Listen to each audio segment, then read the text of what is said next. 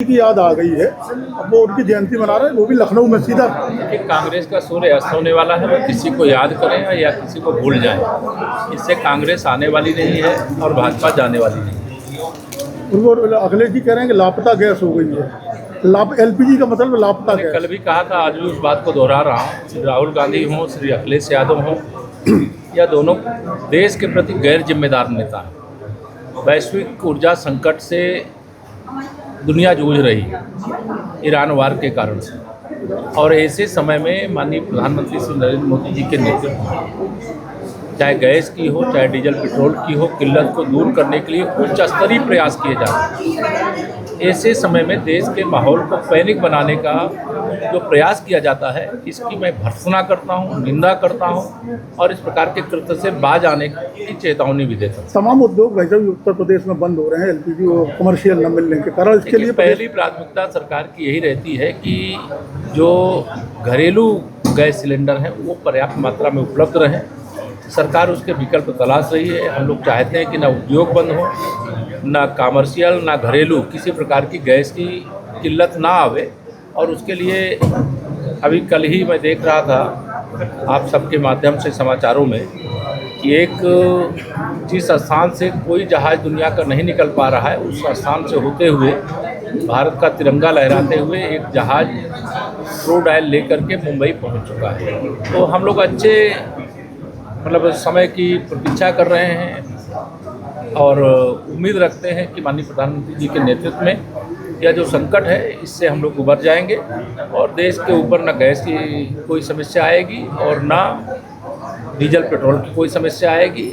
आर्थिक चुनौतियां आती हैं जब इस प्रकार के वार होते हैं, लेकिन इन सब से देश ने बहुत जिम्मेदारी के साथ, बहुत मजबूती के साथ समय पर निपटा है। चाहे कोरोना काल रहा हो और चाहे इजराइल ईरान वार पहले भी हुआ हो, उस समय भी, वर्तमान में भी निपटने का लगातार प्रयास किया जा रहा है। लोकसभा अध्यक्ष के खिलाफ अविश्वास लाया गया, अब चीफ इलेक्शन कमिश्नर के खिलाफ महाभियोग लाने की तैयारी। देखिए, ये सत्ता वियोग में चाहे कांग्रेस हो, चाहे कांग्रेस के साथ जुड़े हुए इंडी गठबंधन के कोई दल और उनके नेता हो, ये सत्ता के बिना बेचैन है, ये सत्ता के बिना जी नहीं सकते। ये देश की सर्वोच्च अदालत से लेकर के, देश के उच्च न्यायालयों से लेकर के, लोकसभा के अध्यक्ष से लेकर के, चुनाव आयोग हो या कोई भी संवैधानिक संस्था हो, उन पर उंगली उठा करके देश का माहौल खराब करने का सफल प्रयास कर रहे हैं। ये घुसपैठियों को अपना रिश्तेदार बनाना चाहते हैं, घुसपैठियों को अपना वोट बैंक बनाना चाहते हैं।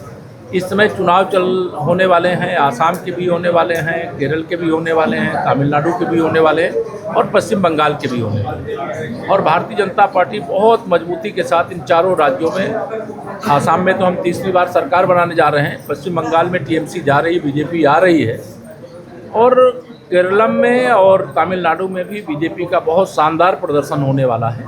इसके कारण से विपक्ष बौखलाया हुआ है और इनकी बौखलाहट का जवाब जनता देगी।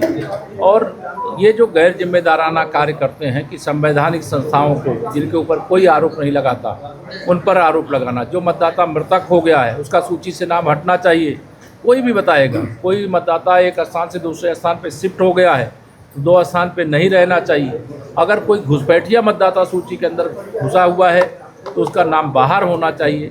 इससे सभी दल सहमत हैं और चुनाव आयोग की जो प्रक्रिया होती है सभी दलों के लिए होती है, कोई भारतीय जनता पार्टी के लिए नहीं होती है। लेकिन यह चुनाव में गड़बड़ी करने वाले ही चुनाव आयोग का इस समय विरोध कर रहे हैं। तो ये टारगेट कर रहे हैं, इसका मतलब हार रहे हैं। तो हार ही रहे हैं, भाजपा जीत रही है। लोकसभा चुनाव के बाद 4 राज्यों में हमारी सरकार बन चुकी है। जो अभी चुनाव होने वाले हैं, बाकी 4 राज्यों में भी हम लोग बहुत शानदार धमाकेदार वापसी करने वाले हैं। एक आखिरी सवाल वैसे शंकराचार्य को लेकर के बड़ी सियासत हो रही है। छोड़िए, वो सब सियासत का कोई मतलब नहीं। उत्तर प्रदेश में गौवंश की रक्षा करने के लिए सरकार को संकल्प है। Thank you.